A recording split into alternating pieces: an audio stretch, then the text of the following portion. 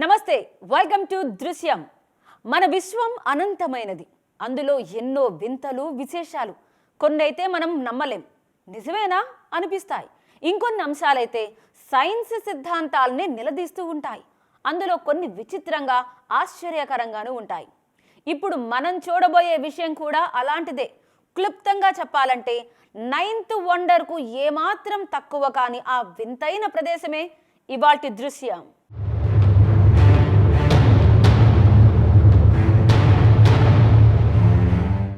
ఆత్మవిశ్వాసం తోడుగా, తిరుగులేని సంకల్పం నీడగా ముందుకు సాగితే కఠినమైన యాత్ర కూడా కడు సులభంగానే ఉంటుంది. రోజూ చూసే పర్వతాలకు భిన్నంగా ఉన్న ఆ శిఖరం గురించి వినగానే విస్తుపోయేలా చేసింది. పర్వతాలను ఎవరైనా చెక్కుతారా అన్న అనుమానం తలెత్తింది. దాని మర్మమేంటో తెలుసుకోవాలన్న కుతూహలం మా ఈ యాత్రకు కారణమైంది.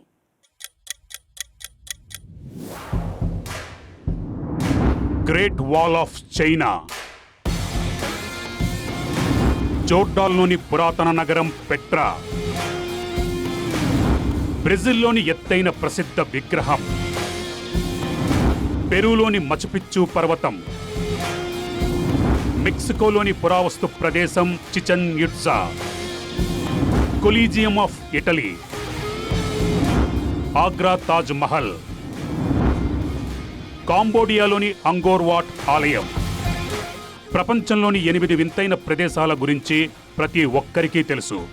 ఈ దృశ్యాలన్నీ అందరికీ సుపరిచితమే.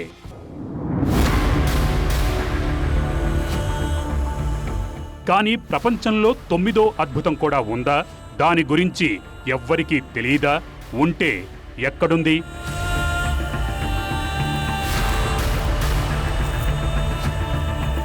మేము ఆ ప్రశ్న వెనకాలే వెళ్తున్నాం. మేము నర్మదా నదీ సమీపంలో ఓ లోయ దగ్గర ఉన్నాం. ప్రపంచంలోని 9వ అద్భుతం కోసం వెతుకుతున్నాం. దాని గురించి ఎవ్వరికీ తెలియదు. ఆ మిస్సింగ్ వండర్ను వెతకాల్సి ఉంది. ప్రపంచంలోనే అది అత్యంత రహస్యమైన పర్వతం అని అంటారు.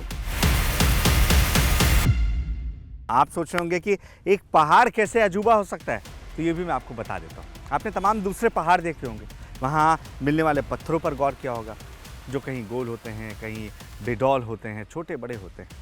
लेकिन जिस पहाड़ का दृश्य हम आपको दिखाने वाले हैं, दरअसल यहाँ दुनिया में मिलने वाले हर आकार के पत्थर मौजूद हैं. और इन्हें देखने के बाद ऐसा लगता है कि जैसे किसी ने इसे बहुत करीने से तराशा है और उसके बाद वहाँ संभाल कर रख दिया. పర్వతం రాళ్లను ఎవరు చెక్కారు? ఎందుకు చెక్కారు? లక్షలాదిగా ఉన్న రాళ్లు ఒకే చోటుకు ఎలా చేరాయి? ఎవ్వరికీ ఏం తెలియదు. ప్రజల దగ్గర ఏదైనా సమాచారం ఉందా అంటే అది జానపద కథలు మాత్రమే. ऐसे वहाँ 1-2 पत्थर नहीं है, वहाँ 100-50 शिलाएं भी नहीं है, बल्कि अरबों की तादाद में ऐसी शिलाएं पसरी हुई. वहाँ 7 ऐसे पहाड़ हैं जो किसी को भी चौंका सकते हैं. और यही दुनिया का न सिर्फ 9वां आश्चर्य हमारे लिए, बल्कि हमारा आज का दृश्य है. ఇవి ఎక్కడి నుంచి వచ్చాయి? ఎవరు తీసుకొచ్చారు?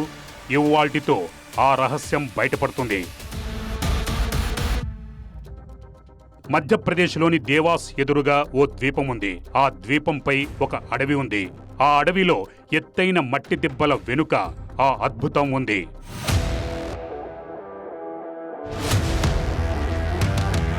తర్వాత ఏమాత్రం సమయం వృధా చేయకుండా మేము నర్మదా నది అలలపై ప్రయాణం చేశాం.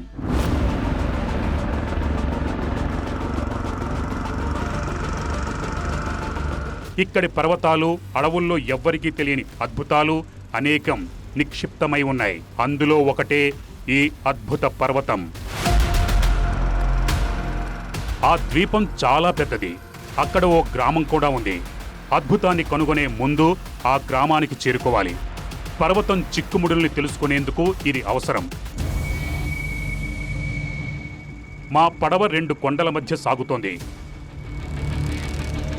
కొండల మధ్యలో ఓ దివి కనిపించింది.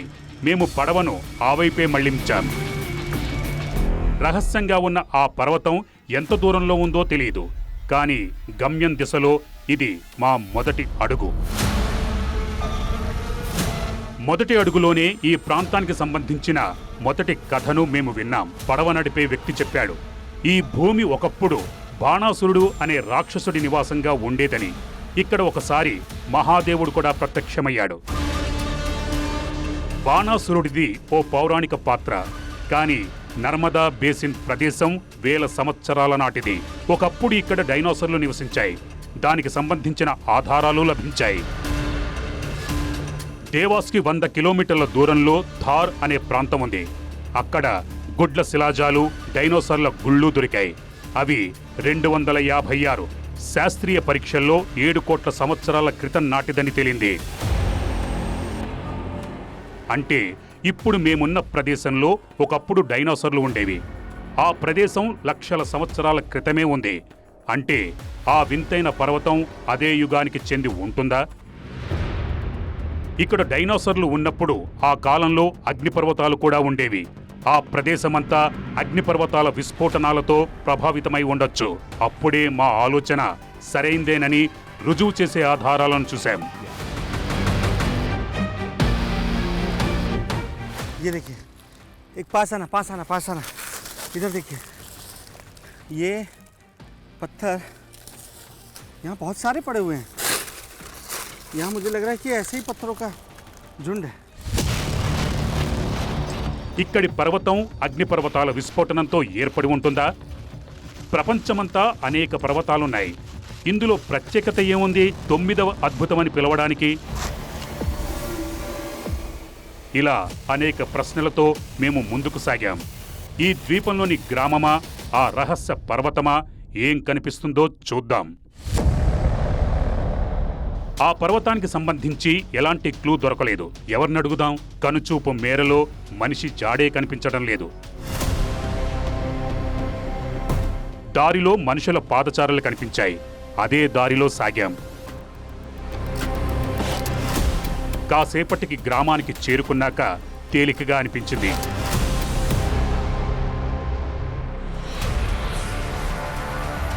మేము చాలా మందితో మాట్లాడాం. ఇదే ప్రశ్నను అడిగాం, పర్వతంలో ప్రజలు చూస్తున్న అద్భుతం ఏంటని.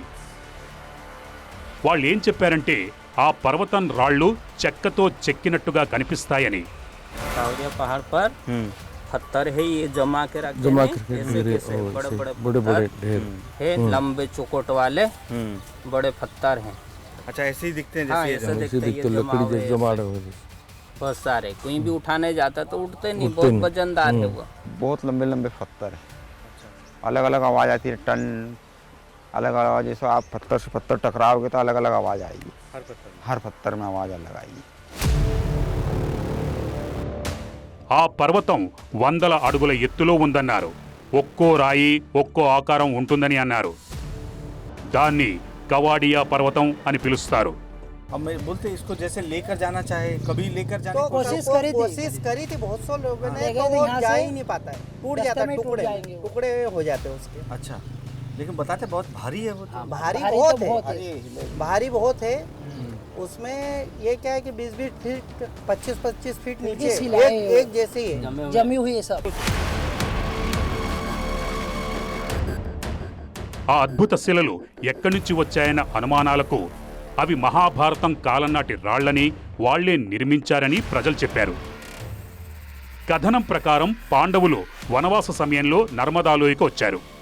నర్మదాదేవి అందానికి మంత్రముగ్ధుడై భీముడు ఆమెకు వివాహ ప్రతిపాదన చేస్తాడు. అప్పుడు నర్మద ఒక రాత్రి నదీ ప్రవాహాన్ని ఆపమని షరతు పెడుతుంది. భీముడు రాళ్లను స్తంభాల ఆకారంలో చెక్కి వాటిని కవాళ్లలో నింపి నది ఒడ్డున పేర్చుతాడు. అప్పటికే ఉదయం కావడంతో భీముడు రాళ్లను అక్కడే వదిలేసి ముందుకు సాగాడు. ఆ చెక్కిన రాళ్లే ఈ కుప్ప. నేడు అది కవాడియా పర్వతంగా మారింది. ఆ పర్వతం రెండో కథ స్వర్గంలో జరిగిన యుద్ధంతో ముడిపడింది. ఇదే ఆ కథలో భాగం. నర్మదా నది ఒడ్డున ఆ నావికుడు చెప్పాడు. అందులో రాక్షసుడు బాణాసురుడు మహాదేవుడి నుంచి విజయదీవెనలు పొందుతాడు. ఆ తర్వాత బాణాసురుడు ఇంద్రుడిపై దాడి చేస్తాడు. ఆ యుద్ధంలో ఇంద్రుడి రాజభవనం ధ్వంసమవుతుంది. ఆ రాజభవనంలోని రాళ్లు భూమిపై పడతాయి. కొంతమంది గ్రామస్తుల కథనం ప్రకారం ఆ రాళ్లు ఇంద్రుడి రాజభవనం నుంచి పడ్డవే అంటారు. इंद्रदेव इंद्रदेव देव का महल था वो। हाँ महासुर ने तोड़ डाला तो वो कावड़िया पहाड़ पे गिर गया। గ్రామస్తులు చెప్పిన కథతో పరిష్కారం మరింత క్లిష్టంగా మారింది. ఇప్పుడు ఈ పజిల్కు పరిష్కారం అక్కడే లభిస్తుంది. పర్వతానికి వెళ్లి చూసినప్పుడు ఆ రాళ్లు భూమి నుంచి వచ్చినట్టుగా అనిపించవు, కానీ ప్రజలు చెప్పిన దాని ప్రకారం అవి చేతులతో చెక్కినట్టుగా ఉంటాయన్నారు. గ్రామం నుంచి పర్వతానికి పెద్దగా దూరం లేదు. మేము గమ్యస్థానానికి చాలా దగ్గరలోనే ఉన్నాం.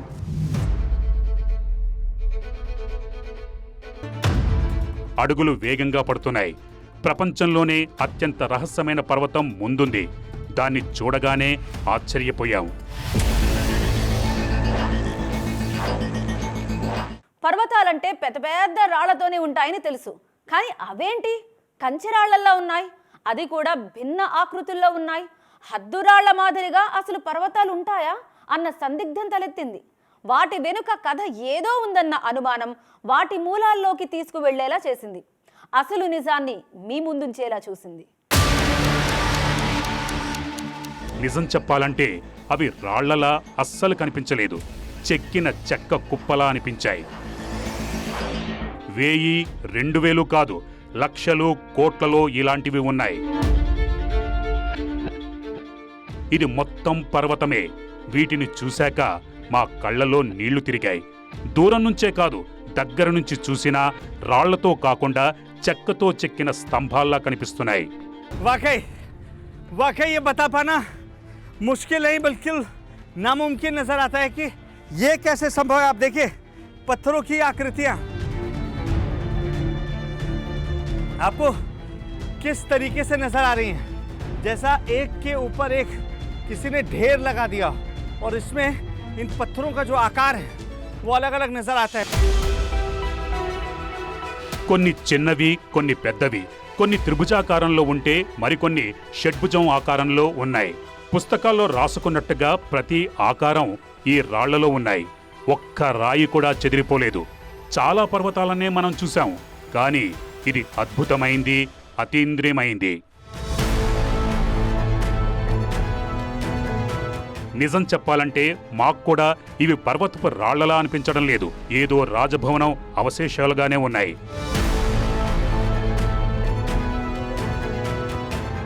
ఇంద్రుడి రాజభవనం కథ కూడా ముడిపడుంది, కానీ అది సాధ్యమే కాదు. విషయం అర్థం కాకుండా ఉంది. ఇంతకు ఇది ఎలా జరిగింది? ఎలా తయారు చేసి ఉంటారు? ఎవరైనా తయారు చేస్తే ఎందుకు చేశారు? ఇది మానవుడి పనేనా, లేదంటే దైవిక శక్తి ఏదైనా ఉందా? ఏదైనా మనం కనుక్కోవాల్సి ఉంది. ये कितना बड़ा पत्थर है. अगर मैं इस पर यहाँ पूरी तरीके से लेट भी जाऊँ तो शायद मेरी ऊंचाई इससे काफ़ी छोटी हो जाए. और सिर्फ यही पत्थर नहीं, आप आसपास जब नज़र डालते हैं, ये देखिए इन पत्थरों को, लोगों का तो ये दावा है कि अगर आप नीचे गड्ढा खोदते जाएंगे तब आप ये समझ पाएंगे कि ये कितने मीटर नीचे तक धंसे हुए हैं. जितना ऊपर नज़र आ रहे हैं उससे कहीं ज़्यादा नीचे हो सकते हैं. గమనించదగ్గ విషయం మరొకటి ఉంది. పొడవాటి రాళ్లు నిటారుగా ఉన్నాయి, కానీ అవన్నీ నిర్దిష్ట కోణంలో వంగి ఉన్నాయి. ఒక్క శిల కూడా నిటారుగా నిలబడి లేదు. लोगों की यहाँ पर मान्यता है कि ये कांवड़ में लाए हुए पत्थर हैं. और कांवड़ में इन्हें कौन लेकर आया था? कांवड़ में इन्हें भीम लेकर आए थे. ये उनकी मान्यता है. और उनका ये कहना है कि ये सब इसलिए किया गया ताकि इन पत्थरों को यहाँ रखने के बाद नर्मदा नदी को रोका जा सके, ताकि नर्मदा जी से विवाह उनका हो सके. और जब आप यहाँ नज़र डालेंगे तो यहाँ पास से ही नर्मदा नदी है. चूँकि नदियाँ एक नियमित समय के बाद अपना रास्ता बदलती जाती हैं, शायद इस वजह से उनकी दूरी यहाँ से थोड़ी बढ़ गई है.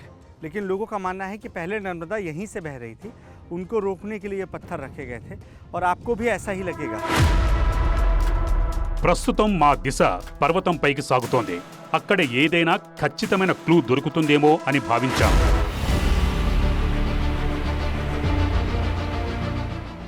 ఆగకుండా, భయపడకుండా శిఖరం వైపు కదిలాం. శిఖరానికి చేరుకున్నాక అక్కడి దృశ్యాన్ని చూసి నివ్వెరపోయాం. పర్వతం ప్రతి మూల స్పష్టంగా కనిపిస్తోంది. 7 శిఖరాలున్నాయి. అడవి కారణంగా స్పష్టంగా కనిపించడం లేదు. ఏదైనా కనిపిస్తుందంటే అద్భుతమైన ఈ పర్వతం తాలూకు కోట్లాది రాతి శిలలే. ఈ పర్వతం మొత్తం పైనుంచి కింది వరకు ఒకేలా ఉంది. దూరం నుంచి ప్రతి శిఖరం ఒకేలా కనిపించింది. అయితే ఈ పజిల్ను పరిష్కరించేందుకు సహాయపడే కొన్ని క్లూస్ మాకు అవసరం. మేము ఒక్కొక్కటిగా 7 శిఖరాలను చూస్తూ పోయాం. అన్ని రాళ్ళు ఒకేలా ఉన్నాయి.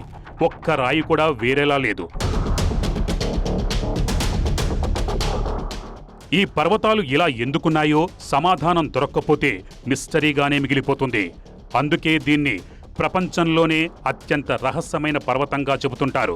ये आकृतियां यहाँ पर बन कैसे सकती हैं? ये यहाँ पर अगर कोई लेकर आया है तो वो कैसे लेकर आया होगा? कब से यहाँ पर पड़े हुए हैं? कई ऐसे सवाल हैं जिनका जवाब मिलने की उम्मीद शायद अभी नहीं है, लेकिन इतना ज़रूर है कि वैज्ञानिकों के लिए भी इस वक्त जो दृश्यम आप देख रहे हैं TV9 भारतवर्ष पर, जहाँ टीम दृश्यम पहुंची हुई है, ये दृश्यम अब भारत ही नहीं बल्कि पूरी दुनिया के वैज्ञानिकों के लिए अब एक नया आश्चर्य है. ఇంతకు ఈ పర్వతం రహస్యం ఏంటి? రాళ్ల ఆకారాలు ఇలా ఎందుకున్నాయి? చెక్కిన రాళ్లు ఇక్కడికి ఎలా వచ్చాయి? ఎట్టి పరిస్థితుల్లో అయినా సమాధానం వెతకాల్సిందే. మేము 2 నిపుణులతో మాట్లాడాం. ఒకరు కవాడియా పర్వత ప్రాంతానికి చెందిన చరిత్రకారులు, ఇంకొకరు భౌగోళిక శాస్త్రంపై పట్టు ఉన్న వ్యక్తి. వీరితో మాట్లాడాక తెలిసిన కొంత సమాచారం మమ్మల్ని దిగ్భ్రాంతికి గురిచేసింది. వాస్తవానికి కవాడియా పర్వతం శతాబ్దాల క్రితం ఒక అగ్నిపర్వతం. అది ఒకప్పుడు విస్ఫోటనం చెందింది. దాని లావా చాలా దూరం ప్రవహించింది. అది చల్లబడ్డాక బస్టాల్ రాయిలా మారింది. तो ये जो पत्थर बने हैं ये किसी ज्वालामुखी के फटने से जो लावा निकलता है, और लावा जब निकलता है तो बहुत बड़े ऊर्जा का बहुत बड़ा वो होता है, बहुत गर्म होता है वो उस समय, और बहुत तेज़ी से निकलता है वो लावा धरती के भीतर से. तो वो जब लावा धीरे धीरे शांत होता है, धीरे धीरे जमता है वो लावा, तो वो कई महीनों की प्रोसेस होती है. वो इतना गर्म होता है, इतना उसमें हीट होता है कि वो कई महीनों तक उसी गर्म अवस्था में पड़ा रहता है. और धीरे धीरे जैसे जैसे हवा के संपर्क में आता है और जैसे जैसे ज्वालामुखी शांत होता जाता है, वैसे वैसे फिर लावा जमने लगता है. तो ये जो पहाड़ हैं, कावड़िया पहाड़, यदि आपने देखे हों तो ये एक तरह के पत्थरों से जमते हैं और एक पहाड़ की शक्ल ले लेते हैं. दरअसल ये पहाड़ नहीं है, ये बेसिकली उस लावा के ठंडे होने से जमे हुए पाषाण खंड हैं, जो आकृतियां उस तरह से बन गई हैं. మాకు కూడా కొన్ని అగ్నిపర్వత రాళ్లు కనిపించాయి. అవి రాళ్ల ఆకారంలా లేవు, కానీ పర్వతం రాళ్లు చెక్కినట్టుగా ఉన్నాయి. దారిలో కనిపించినవి అలా లేవు, భూమి లోపల ఉండే ఖనిజాల్లా అనిపించాయి. కానీ ఇదెలా సాధ్యం? जो लावा था धरती का, ज्वालामुखी का, वो लावा जब एक गड्ढे में जमा हो जाएगा, एक स्थान पर जमा हो जाएगा, और ये गड्ढा काफ़ी बड़ा होगा जब 7 पहाड़ियाँ बनी है, तो वहाँ पर जब वो ठंडा होगा तो विभिन्न आकार इसलिए ले लेगा कि उसके अंदर जो मिनरल्स की इम्प्योरिटी है वो डिसाइड करेगी. उसका कंसंट्रेशन अगर ज़्यादा है तो वो षटकोण बन जाएगा. कंसंट्रेशन इम्प्योरिटी का कम है, कॉपर कंटेंट ज़्यादा है, आयरन कंटेंट ज़्यादा है, तो क्यूबिक क्रिस्टल जैसा नहीं बनेगा. उसके अंदर जो है बीच में रहेगा इम्प्योरिटी और उसके आधार पर शेप ले लेगा. ये पूरा का पूरा जो मटेरियल साइंसेज हैं उसमें ये सब गणित आता है और उसको हमको बारीकी से अध्ययन करना चाहिए.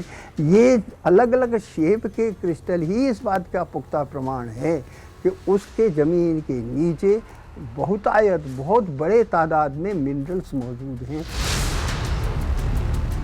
మధ్యప్రదేశ్లో కవాడియా పర్వతం ఉన్న ప్రదేశంలో భూమి కింద అనేక ఖనిజాలున్నాయి. వాటి గురించి శాస్త్రవేత్తలకు కూడా తెలియదు. అగ్నిపర్వతం పేలినప్పుడు లావా బయటకొచ్చింది.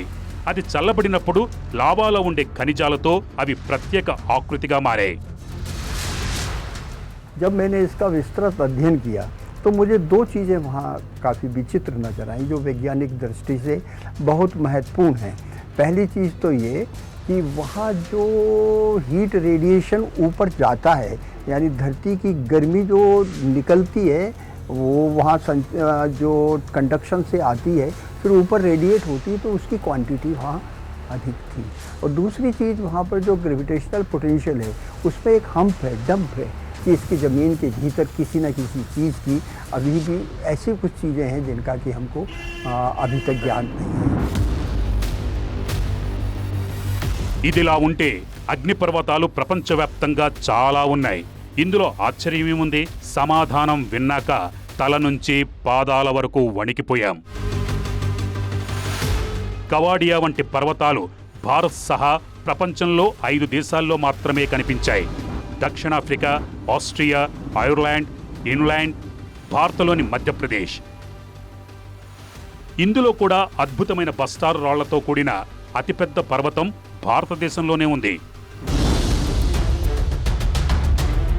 అన్ని ప్రశ్నలకు సమాధానాలు దొరికినప్పటికీ మధ్యప్రదేశ్లోని కవాడియా పర్వతం ప్రాముఖ్యత తగ్గదు. ఖచ్చితమైన దిశలో పరిశోధన చేస్తే కవాడియా పర్వతం ప్రపంచంలోని 9వ అద్భుతంగా మారే అవకాశం ఉండొచ్చు.